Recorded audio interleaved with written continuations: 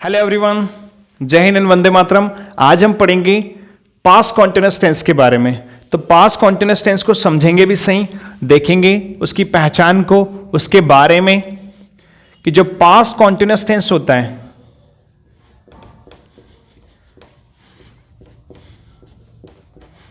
Past continuous tense निरंतर भूत काल। पास्ट कॉन्टिन्यूअस टेंस को देखेंगे, इसकी पहचान को देखेंगे कि इसकी पहचान क्या होती है।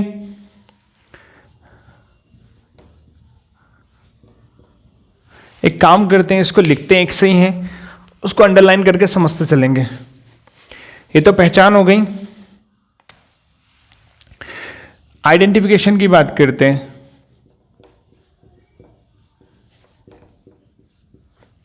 पहचान कि पास्ट कॉन्टिन्यूअस टेंस की पहचान क्या होती है। तो जिस वाक्य के अंत में रहा है, रहा था, हम वापस प्रेजेंट पे चले गए, रहा था, रही थी, रहे थे, आता है।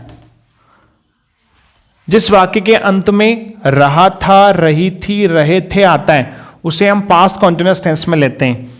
अब इसकी हेल्पिंग वर्ब होती है, हेल्पिंग वर्ब सहायक क्रिया, सहायक क्रिया। तो इसकी सहायक क्रिया होती है वॉज एंड वो, वॉज एंड वो। वॉज हेल्पिंग वर्ब का प्रयोग करेंगे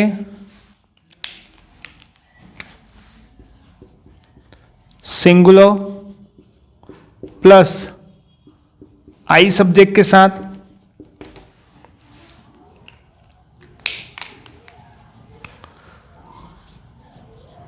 वर हेल्पिंग वर्ब का प्रयोग करेंगे प्लूरल सब्जेक्ट्स के साथ। तो देखो, अब इसमें एक और चीज होती है मेन वर्ब। मेन वर्ब मुख्य क्रिया। क्या होती है मुख्य क्रिया? तो मुख्य क्रिया के स्थान पे यूज करते हैं वर्ब की फर्स्ट फॉर्म प्लस आईएनजी। क्या है क्या ये?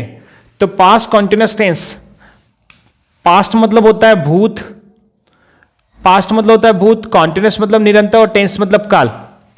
पास्ट मतलब भूत, कॉन्टिन्यूअस मतलब निरंतर और टेंस मतलब काल। तो past continuous tense, past continuous tense को हिंदी में बोलते हैं निरंतर भूतकाल, निरंतर भूतकाल। पास्ट कॉन्टिन्यूअस टेंस को निरंतर भूतकाल। अब जैसे हर व्यक्ति की अपनी एक पहचान होती है, वैसे के वैसे ही आइडेंटिफिकेशन, पहचान, पास्ट कॉन्टिन्यूअस टेंस की पहचान होती है कि जिस वाक्य के अंत में रहा था, रही थी, रहा था, रही थी, रहे थे। कैसे? जैसे वहां पढ़ाई कर रहा था, आप हिंदी बोल रहे थे, राम अंग्रेजी पढ़ रहा था,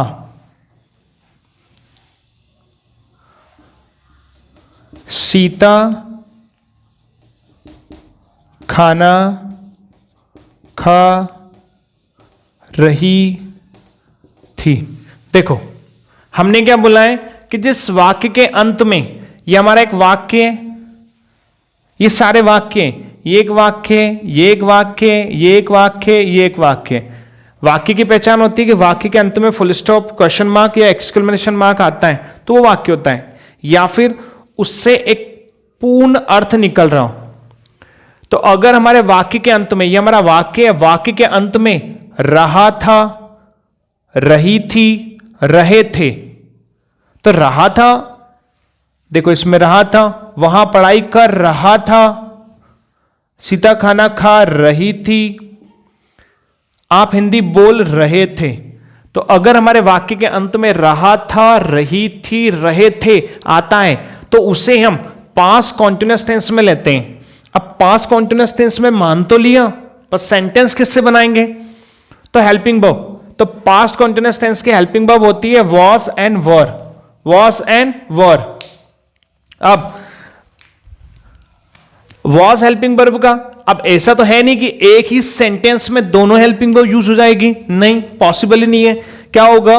अब इस वॉज हेल्पिंग वर्ब का यूज करेंगे सिंगुलर प्लस आई सब्जेक्ट के साथ। तो सिंगुलर सब्जेक्ट्स हमने पढ़े कि he, she, it, this and any singular name. He, she, it, this and any singular name. He मतलब वह पुरुष के लिए, सी मतलब वह स्त्री के लिए, इट मतलब जो छोटे छोटे बच्चों और पेड़ पौधों नॉन लिविंग थिंग्स के लिए दिस का यूज करते हैं, समझ में आया? ही मतलब वह पुरुष के लिए, लड़का होगा भैया, दीदी, भैया सॉरी, भैया के लिए करेंगे, पुरुष के लिए करेंगे, लड़के के लिए करेंगे ही का यूज। वहीं पर अगर दीदी आ गई, स्त्री है, बहन है, लड़की है, तो उसके लिए सी का यूज करेंगे, सी सब्जेक्ट का।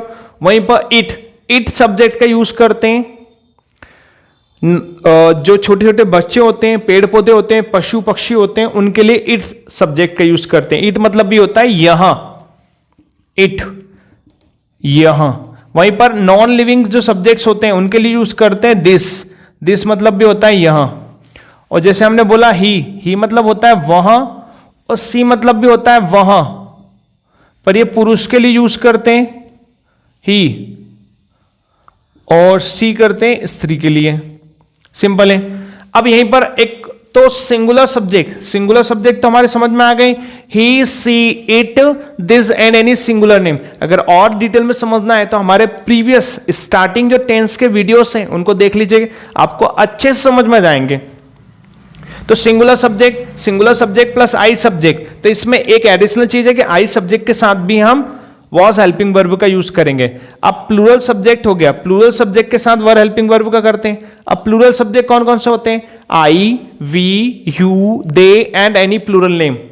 आई, अब आई तो इसमें भी यूज कर लिया हमने, ठीक है, ये एक्सेप्शनल है, एक्सेप्शनल कि आई तो है तो प्लूरल सब्जेक्ट हमारा, बट इन केस में हम वॉज या कह सकते हैं कि पास्ट कॉन्टिन्यूअस टेंस में आई सब्जेक्ट के साथ भी हेल्पिंग वर्ब वॉज का यूज करते हैं। क्यों करते हैं? क्योंकि हम जब भी प्रेजेंट कॉन्टिन्यूअस टेंस में देखा था हमने कि मैं डॉक्टर हूं, वहां डॉक्टर है, दोनों अलग अलग आ रहा है हूं, बट इस केस में मैं डॉक्टर था, वहां डॉक्टर था, दोनों सेम है।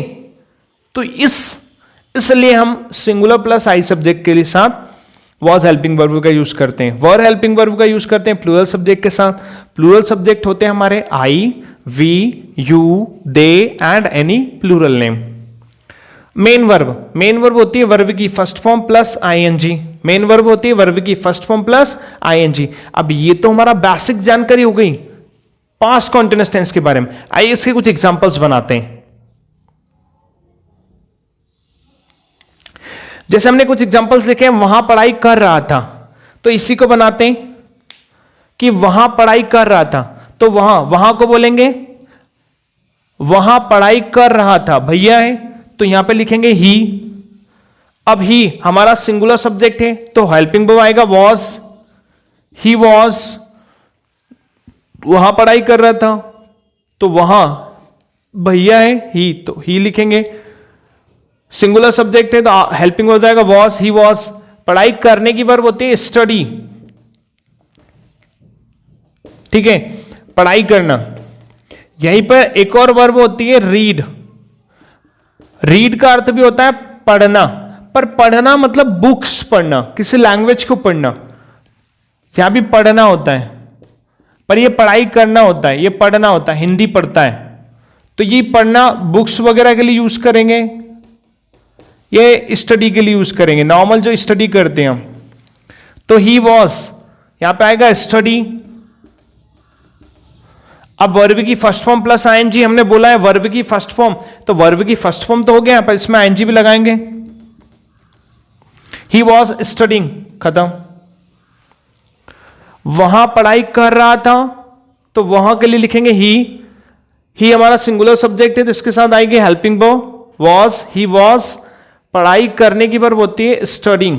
अगला, आप हिंदी बोल रहे थे, तो आपको बोलते हैं यू हमारा हो गया प्लूरल सब्जेक्ट, प्लूरल सब्जेक्ट के साथ आएगा हेल्पिंग वर्ब वो, तो यू प्लूरल सब्जेक्ट के साथ हेल्पिंग वर्ब वो, यू वो। बोलने की वर्ब होती है स्पीक, इसमें सीधा एनजी लगाएंगे आईएनजी। यू वर स्पीकिंग, क्या हिंदी, तो Hindi, you were speaking Hindi.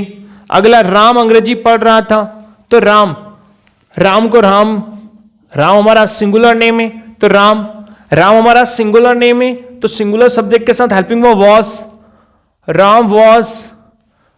पढ़ने की वर्ब होता है, अभी थोड़ी देर पहले बताया था, अंग्रेजी पढ़ रहा है, लैंग्वेज है, तो यहां पे आएगा रीड, राम वॉज रीड, पर इसमें लगेगा आईएनजी, राम वॉज रीडिंग। अंग्रेजी के लिए कैपिटल लिखो स्मॉल लिखो चलेगा, बट स्मॉल ज्यादा लिखते हैं। तो फिर हिंदी में क्यों लिखा, क्योंकि हिंदी हमारी मातृभाषा है। Ram was reading English, Ram अंग्रेजी पढ़ रहा था, Ram was reading English. Sita खाना खा रही थी, तो सीता खाने की वर्ब होती है ईट, सीता वॉज, पर यहां खाना, सॉरी, सीता खाना खा रही थी, सीता सिंगुलर नेम है, तो सिंगुलर नेम के साथ आएगा हेल्पिंग वर्ब वॉज, तो सीता वॉज। फिर आएगा खाने की वर्ब ईट, आईएनजी लग जाएगा इसमें, ईटिंग, सीता वॉज ईटिंग। खाना को बोलते हैं food, Sita was eating food. तो ये हमारा पास्ट कॉन्टिन्यूअस टेंस है। चलिए कुछ और एग्जांपल समझते हैं और अच्छे समझ में आएगा।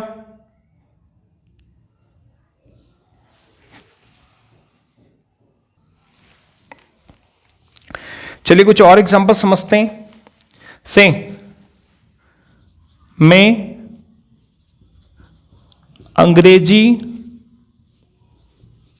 पढ़ा रहा था, क्यों आ रहा है, पढ़ा रहा था, मैं अंग्रेजी पढ़ा रहा था, ठीक है, पढ़ा रहे थे, अच्छी बात है, पढ़ाइए। तो मैं को बोलते हैं आई। अब आई के साथ हेल्पिंग वर्ब, हमने बोला है सिंगुलर प्लस आई सब्जेक्ट, तो आई सब्जेक्ट के साथ helping verb was, I was. मैं अंग्रेजी पढ़ा रहा था, आई वॉज। पढ़ाने की वर्ब होती है teach,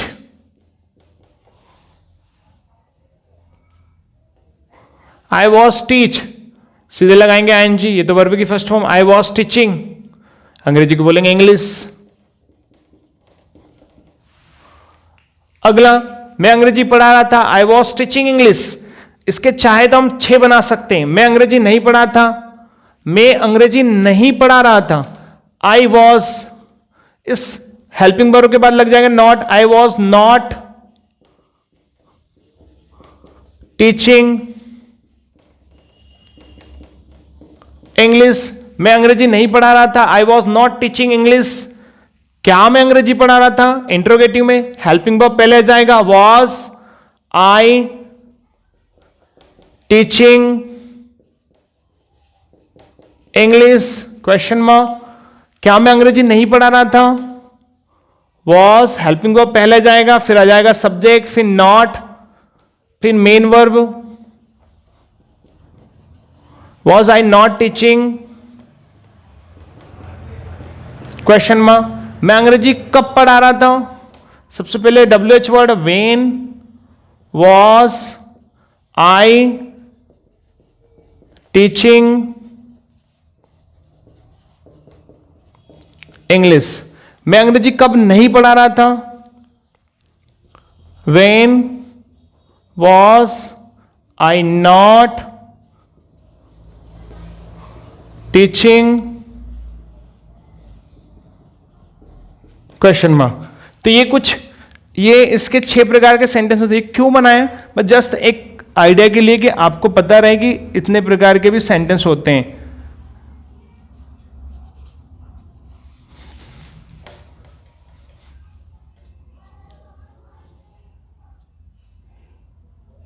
WH sentence, WH negative sentence.